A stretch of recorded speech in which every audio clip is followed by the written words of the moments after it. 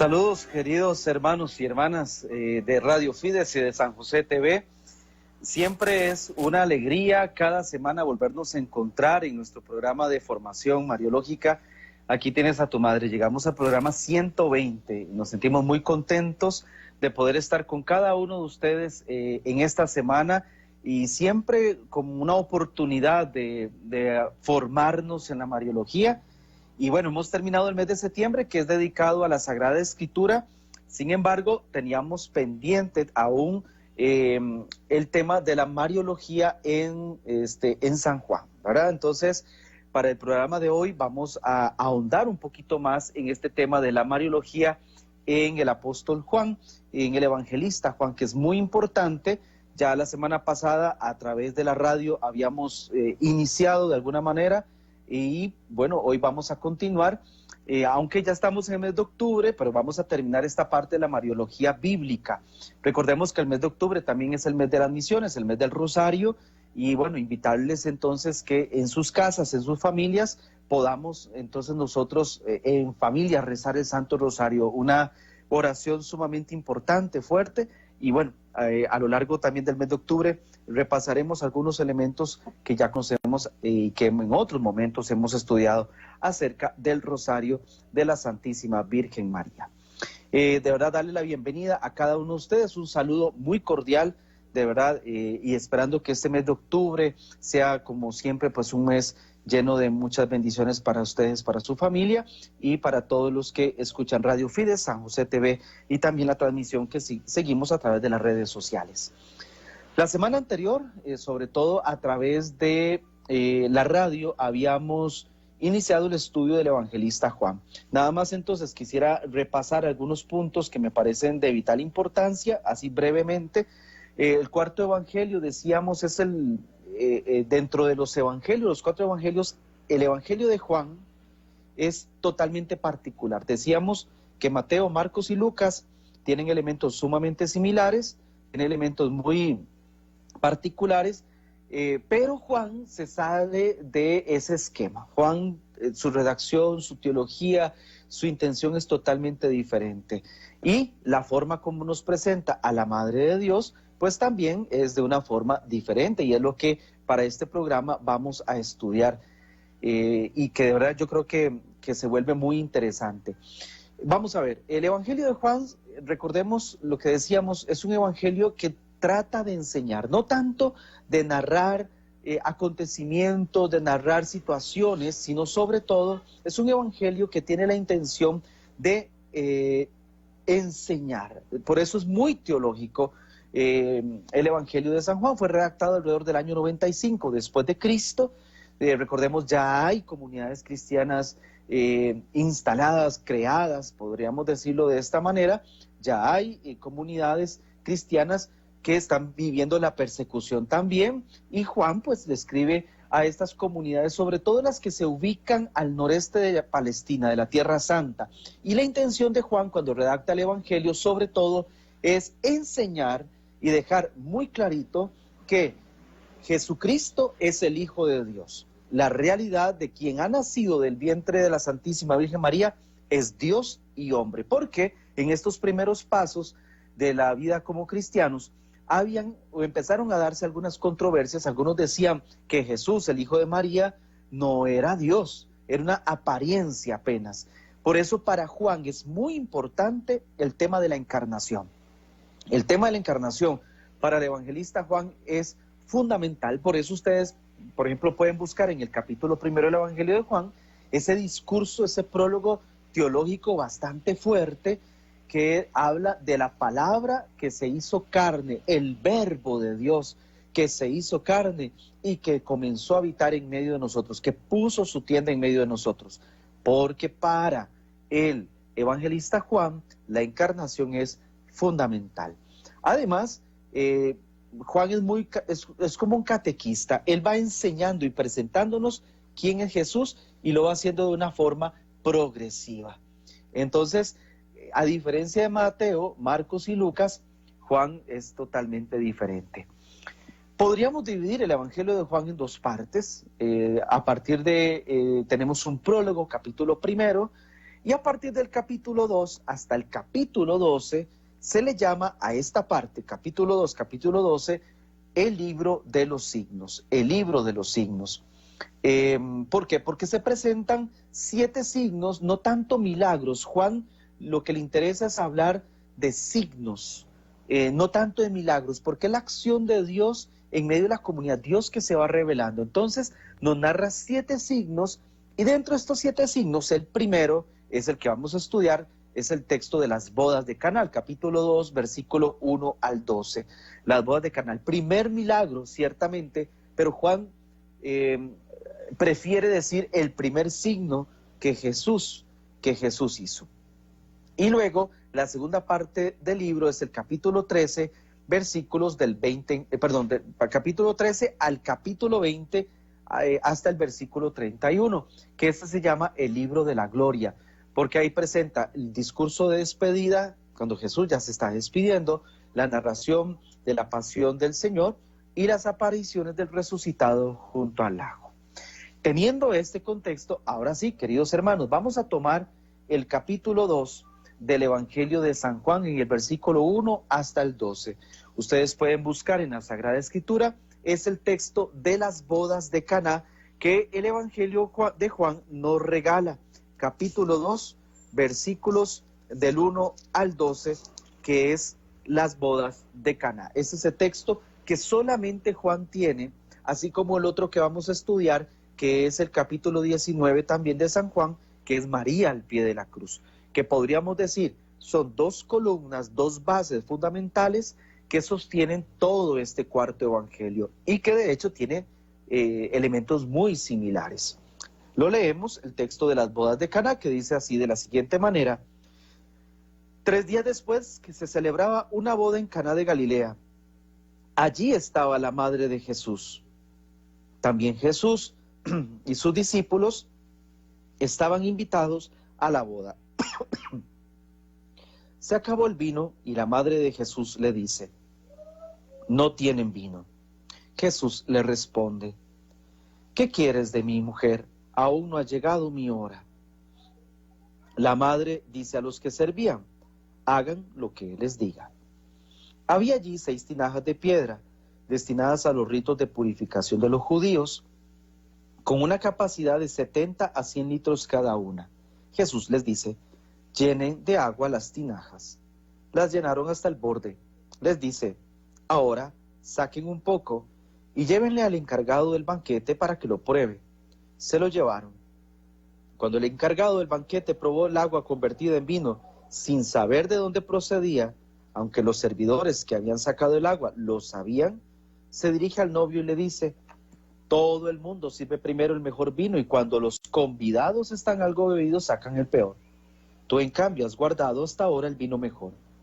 En Caná de Galilea hizo Jesús este primer signo, manifestó su gloria y creyeron en él los discípulos. Después bajó a Cafarnaúm con su madre, sus hermanos y discípulos y se detuvo allí varios días. Palabra del Señor. Gloria a ti, Señor Jesús. El primer signo que hace Jesús, el primer signo, las bodas de Caná. Hay varios elementos interesantes que quisiera señalar y compartir con ustedes. Vean qué interesante cómo el evangelista Juan nos dice y nos presenta a María primero antes que Jesús. De hecho, la que estaba invitada en un primer momento era María. Después aparece, dice el texto, que también estaban invitados a la boda Jesús con sus discípulos. Entonces, es la madre de Jesús. Detalle fundamental que hay que tener en cuenta, queridos hermanos. San Juan no le interesa decir nombres propios.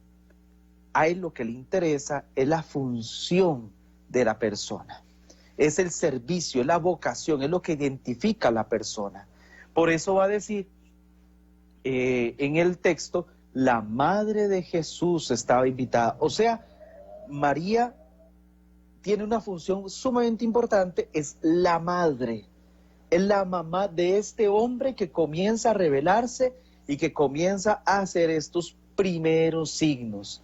Entonces, la madre de Jesús trasciende totalmente el plano familiar al aspecto funcional como colaboradora en la obra de su hijo. Ya en este primer signo vemos cómo María se convierte en colaboradora de su propio hijo, cuando se ve y fija que no tienen vino, no tienen vino. María entonces llega y habla con Jesús y les dice justamente esto, no tienen vino. Jesús la llama mujer, no la llama madre, no la llama María, la llama mujer, porque es un papel fundamental, universal, que María va a tomar desde este primer momento, cuando ella asume una colaboración o asume un interés en el cuidado también de aquellos que van a ser sus hijos. Por eso, bodas de Caná y María al pie de la cruz son textos que están totalmente intercalados, interrelacionados. El vino, que el agua se convierta en vino, no solamente, y no pensemos solamente en una bebida como tal, es que el vino en la Sagrada Escritura es signo de la benevolencia divina, de la gracia de Dios que sigue actuando y que no se acaba. Por eso no tienen vino.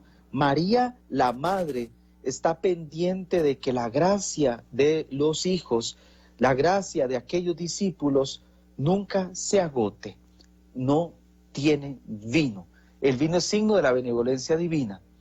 Y el esposo realmente de estas bodas es Jesucristo, porque es el que está ofreciendo el vino, esa gracia, es el que está presente en esas bodas que luego se van a consumar totalmente en la cruz. Por eso, capítulo 19 de San Juan, con este son dos textos que son paralelos, o sea, los podemos unir y vamos a ver una gran cantidad de semejanzas. ¿Cuál es la respuesta de Jesús? Mujer, que hay entre nosotros, todavía no ha llegado mi hora. No es que de parte de Jesús hay una falta de veneración a su madre, hay una falta de respeto, jamás, al contrario. Cuando Jesús le dice, ¿qué hay entre nosotros? ¿Qué hay entre nosotros? Una gran colaboración, podríamos responderle a Jesús. Y le dice, todavía no ha llegado mi hora, por supuesto, porque las bodas de Caná ya son un adelanto de esas bodas de Dios con su pueblo. En las bodas de Caná ya son un preludio, un prólogo, un adelanto a las bodas entre Jesús y nosotros. ¿Y cuándo se da esas bodas? ¿Cuándo se celebran esas bodas? En la entrega de Jesús. ¿Cuál es la entrega de Jesús? La entrega de Jesús es desde la cruz. La entrega del Señor es en su sacrificio. Ya ese cuerpo entregado y esa sangre derramada. Esto es también sumamente importante que lo tengamos presente. Entonces no podemos ubicarnos este primer signo solamente que Jesús convirtió el agua en vino en un contexto de una boda judía, sino que la intención ya de Juan es totalmente otra, mucho más profunda, mucho más teológica, que está relacionado a lo que Jesús nos regalará al pie de la cruz, que es su entrega y la entrega de la madre para cada uno de nosotros. Y otro elemento que yo quiero señalar es que María, que es la colaboradora fiel, María, que es la madre que siempre está pendiente de sus hijos, ella siempre va a querer que el vino de la fe no se acabe en ninguno de nosotros. Vean cómo termina el texto diciendo, ¿cuál fue el objetivo de este signo? ¿Cuál fue el objetivo de este signo? En Caná de Galilea hizo Jesús este primer signo, atención, manifestó su gloria y creyeron en él sus discípulos.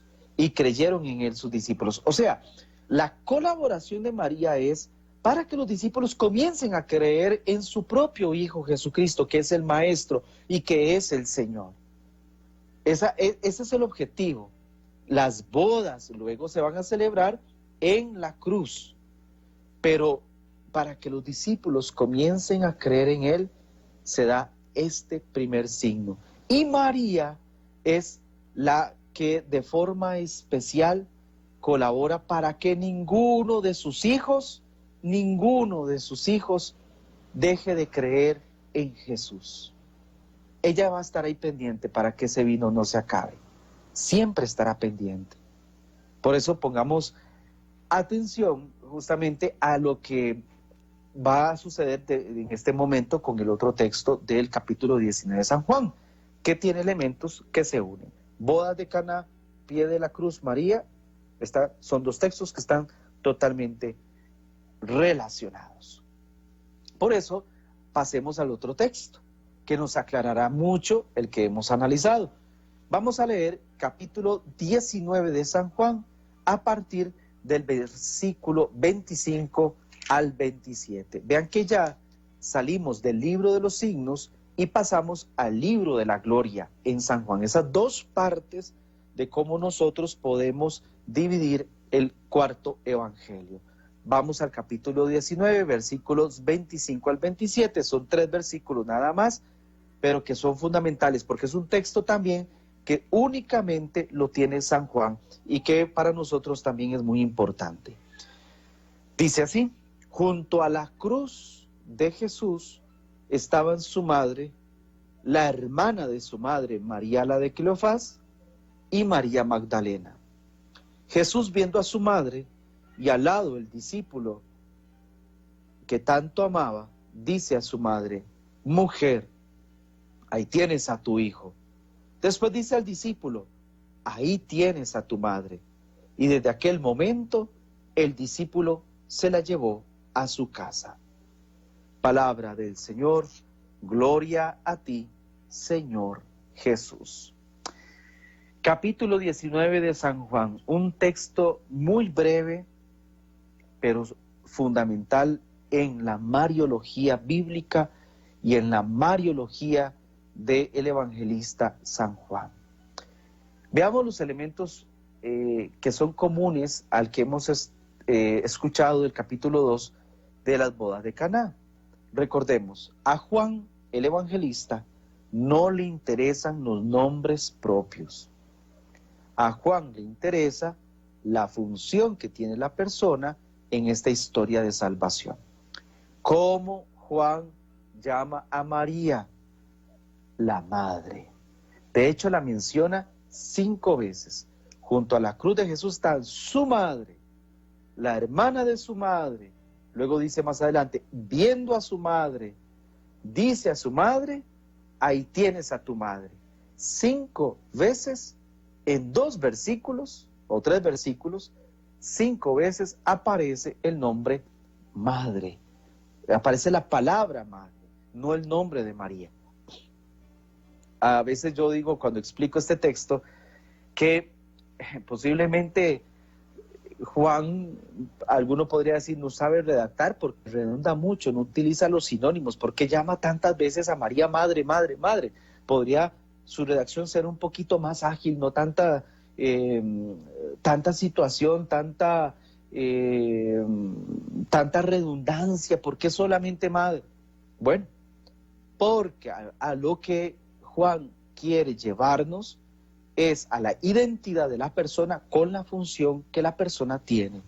Esta mujer es la madre de Jesús, la que logró llegar hasta la cruz, aquella que le dijo en las bodas de Caná: no tienen vino, aquella que fue invitada primero, que fue mencionada primero, la que colaboró para que aquella pareja y los discípulos tuvieran ese vino, que ya sabemos qué significa. Esa mujer es la que fue capaz de caminar y de llegar hasta la cruz y estar al pie de la cruz de su propio hijo. La madre, esa carne, ese cuerpo que está crucificado en la cruz, esa sangre que se derrama desde esa cruz, el Redentor la tomó de la madre, del vientre purísimo de la Virgen María. Por eso, para Juan, es de vital importancia llamar a María madre. Aquí lo relacionamos con el texto de las bodas de Caná.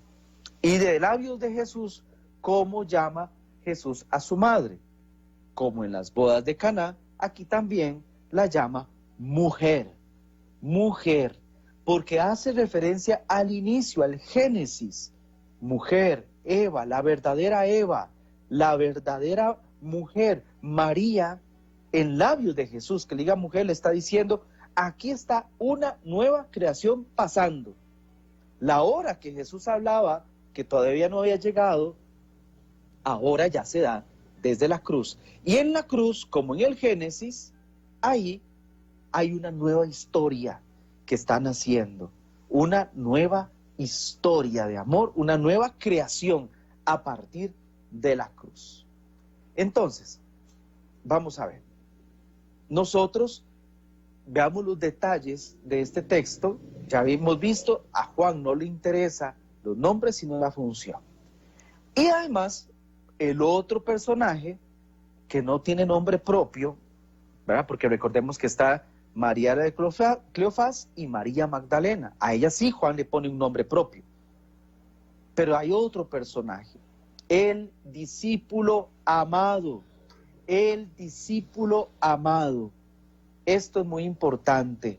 Siempre relacionamos, y no es que esté mal, sobre todo a nivel de la piedad, a nivel de la devoción, igual en algunos textos pontificios, cuando se comenta este texto de Juan, se le llama al discípulo amado, que es el apóstol Juan, el menor de todos, Juan. Bueno, podría ser, tal vez es Juan, pero resulta que al evangelista Juan no le interesa ese nombre, sino la calidad de discípulo. ¿Cuál es? ¿Cuál es la calidad de discípulo? Aquel que Jesús amaba. Ese es el discípulo. Ese es la identidad de ese que está al pie de la cruz, junto con María, al pie de la cruz de su Maestro Jesucristo. Entonces, el discípulo que Jesús amaba, la madre, la mujer.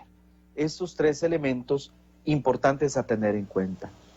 ¿Quién es el discípulo amado? La pregunta que podríamos hacer. Por ejemplo, si estuviéramos en un curso, ¿verdad?, presencial, y hacemos tal vez una evaluación de lo que vamos estudiando, una pregunta de examen, ¿cuál podría ser? Podría ser, ¿quién identifique al discípulo que está al pie de la cruz? ¿Verdad? Si somos estrictos y ponemos Juan, estaría incorrecto. Para ser más precisos, y según el texto bíblico, tendríamos que decir el discípulo que Jesús amaba, el discípulo amado. El mismo Juan, en el capítulo 14, versículo 21, nos narra quién es un discípulo amado. Y esto, pongamos mucha atención, porque de esta manera es como aclaramos esta identidad del discípulo. Dice Jesús, el que acepta mis mandamientos y los guarda, ese es el que me ama. Y el que me ama será amado por mi Padre. Atención, y yo lo amaré. Juan 14, 21. Ahí el mismo Jesús nos dice quién es el discípulo amado. El que acepta mis mandamientos y los guarda, ese es el que me ama. Y el que me ama será amado por mi Padre y yo lo amaré. Quien cumple los mandamientos, los acepta, los cumple, los guarda, mi Padre lo ama y yo lo amaré. El que Jesús ama, el que Jesús ama realmente como discípulo, es aquel que cumple los mandamientos y los pone en práctica. Por eso es más importante decir, y es más preciso decir el discípulo amado que decir Juan. Porque si decimos que solo Juan, tendríamos que pensar que María es entregada solamente a un discípulo. No, el discípulo amado, aquel que cumple los mandamientos, los pone en práctica, podríamos ser cada uno de nosotros, deberíamos ser cada uno de nosotros. Y el mandato de Jesús es que recibamos a María como nuestra propia madre. Ese es el discípulo que en la última cena se recuesta al pecho de Jesús. Es que el discípulo amado es aquel que penetra el corazón, es el que se sumerge en el corazón de su maestro, y es aquel que permite que su propio corazón comience a palpitar al mismo tiempo que el corazón de su propio maestro. Ese es el discípulo amado. En el versículo 26 pasa algo muy interesante. ¿A quién es que Jesús ve de primera entrada? ¿Quién es la primera persona que Jesús ve? En el versículo 26, ahí lo encontramos. Dice, Jesús, primero, viendo a su madre. O sea, cuando Jesús ve en la Sagrada Escritura, quiere dar a entender que hay una misión. Hay una misión que se le va a encargar a esta mujer. ¿Quién es la primera persona a la cual Jesús lanza la mirada? Es justamente la madre. Viendo a su madre, luego ve al discípulo. Habla primero a su madre y le dice a la mujer, a la madre, mujer, ahí tienes a tu hijo. ¿Cuál es la primera preocupación entonces de Jesús?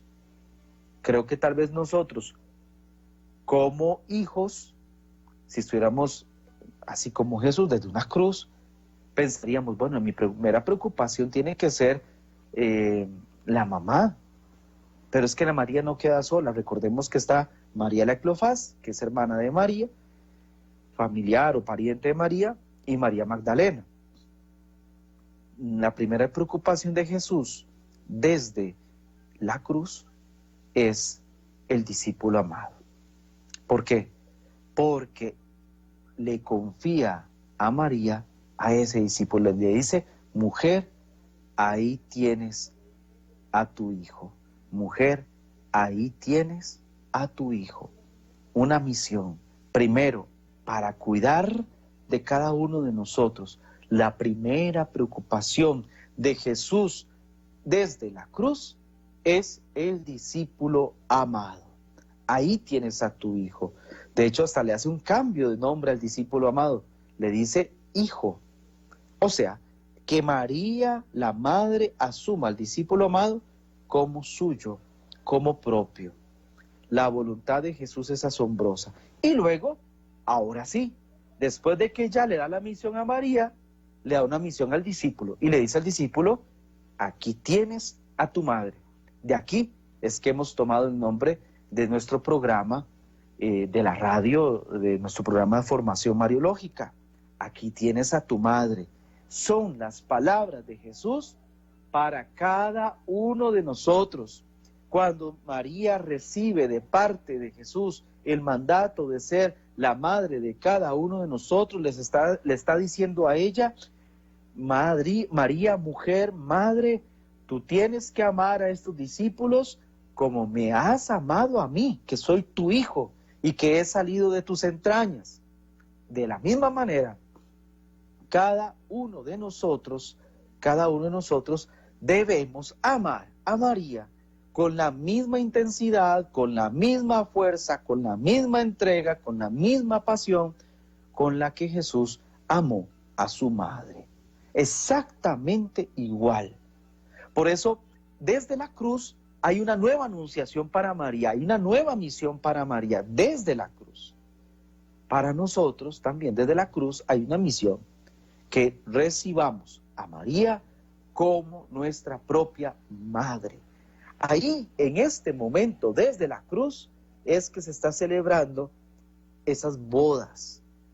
No eran aquellas del capítulo 2, ahora es aquí donde Jesús se entrega y nos da a María también como madre. Él es el verdadero novio que da la vida por su esposa, la iglesia, por cada uno de nosotros. Esa es la hora. Ahora sí, ha llegado la hora.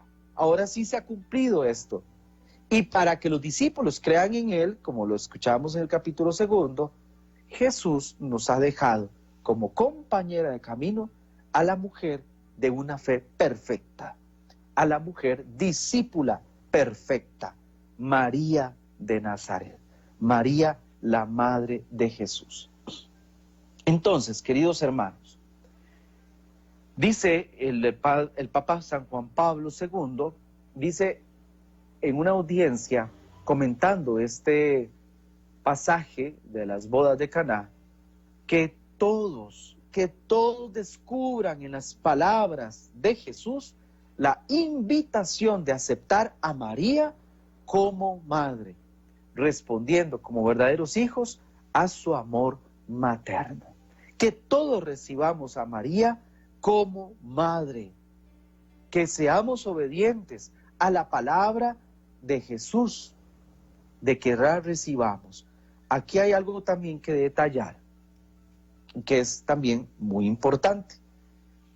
Cuando dice el texto que el discípulo se la llevó a vivir con él o se la llevó a su casa, aquí debemos atender a algo que es muy importante. Acoger significa en el texto de San Juan no una actitud pasiva, nada más así como que yo recibo, sino que implica una actitud, valga la redundancia, activa, no pasiva, porque eso implica una responsabilidad, asumir la responsabilidad de recibir a María como madre. Llevársela a vivir a su casa, en el texto sagrado, no se está hablando de un lugar geográfico. Puede ser, como hay lugares que se venera, como la Casa de María en Éfeso, que es el Turquía actual, que de hecho hay una casa, hay una iglesia, que se recuerda a la casa de Juan, aunque ya sabemos, lo llamamos mejor discípulo amado, se habla de ese lugar santo, en fin. Para el evangelista Juan no es su intención hablar de un lugar geográfico, de un lugar, de una estructura física. No es el objetivo de Juan. El objetivo del apóstol Juan es decirnos que nosotros vamos a acoger a María en nuestra propia vida, nuestra propia casa. Llevársela a vivir con él significa, a partir de este momento que Jesús me la ha entregado, ella pasa a ser parte fundamental en mi vida. Yo no puedo vivir sin María, yo no puedo vivir sin mamá. Ahí es donde entendemos lo que el Papa Francisco constantemente nos dice, que nosotros no estamos huérfanos, no somos huérfanos, no somos huérfanos. Tenemos mamá, lo dice constantemente el Papa Francisco. Y es que es voluntad de Jesús, lo tenemos que leer en el capítulo 19 de San Juan. Desde aquel momento el discípulo se la llevó a vivir a su casa, a su propia vida, a su existencia. Interesante de que el discípulo amado había sido preparado por Jesús en el corazón. No solamente para que Jesús habitara o Jesús viviera en su vida, por supuesto que es lo más importante, pero Jesús también fue preparando esa casa donde su mamá habita. Y ese es el corazón de cada uno de nosotros, queridos hermanos. Es María la que pasa a ser parte existencial de cada uno de nosotros, discípulos. Y María embellece con perfección la condición de discípulos amados. Ella embellece con perfección nuestra condición de discípulos amados. Por eso, queridos hermanos, llevársela a vivir a la casa, no pensemos en una casa física estrictamente. Pensemos y hagámoslo nuestro, sobre todo, que María ha querido habitar con nosotros, vivir con nosotros. Es la madre y es la que camina con nosotros hacia Jesús, la que siempre va a estar totalmente dispuesta a ayudarnos a caminar hasta Jesús, a que nuestro vino no se acabe, a que la gracia no se acabe.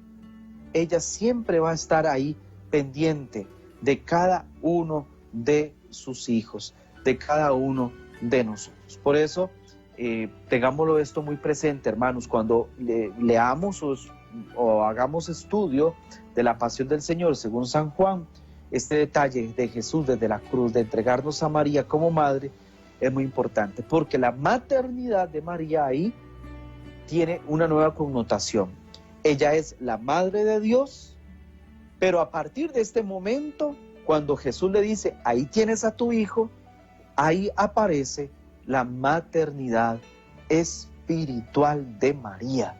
Tenemos mamá, tenemos madre. Y esto, que no, por favor, que no se nos olvide. Esta sería, hermanos, la mariología del apóstol Juan en el Evangelio. Recordemos que la tradición de Juan también nos dice que es el autor del Apocalipsis. Aquí no voy a ahondar mucho, además por el tema del tiempo, que ya vamos haciendo cierre del programa de esta mañana, pero recordemos que en los programas que tuvimos en el mes de agosto, sobre todo en el contexto de la asunción de la Virgen María al cielo, habíamos analizado el capítulo 12 del Evangelio, del Apocalipsis, la mujer vestida de sol, con la luna bajo los pies y con una corona de 12 estrellas, que siempre se ha identificado con María.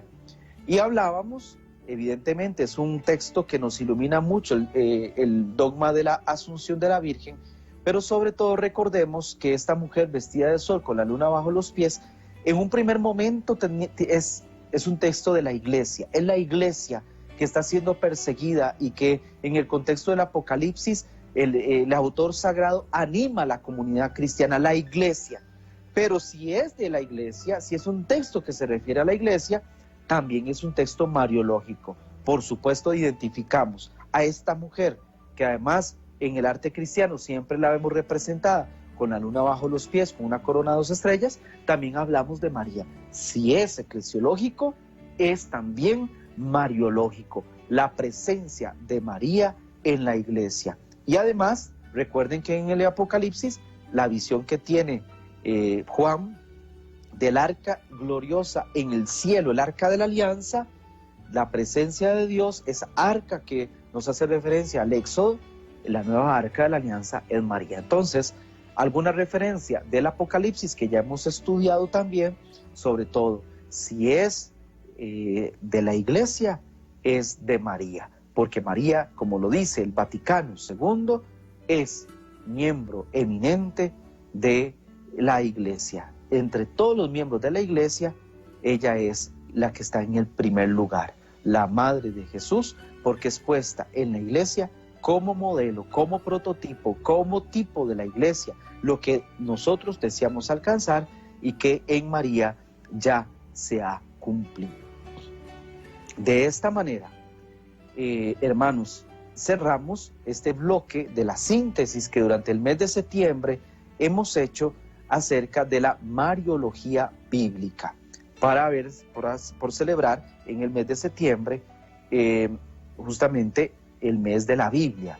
Hoy nos queda pendiente esta parte del Evangelio de San Juan, la mariología en Juan, y a partir de la otra semana pues iremos haciendo también algunos repasos acerca del rosario como una oración muy importante, privilegiada que tiene la iglesia y que hay que seguir trabajando y enfatizando.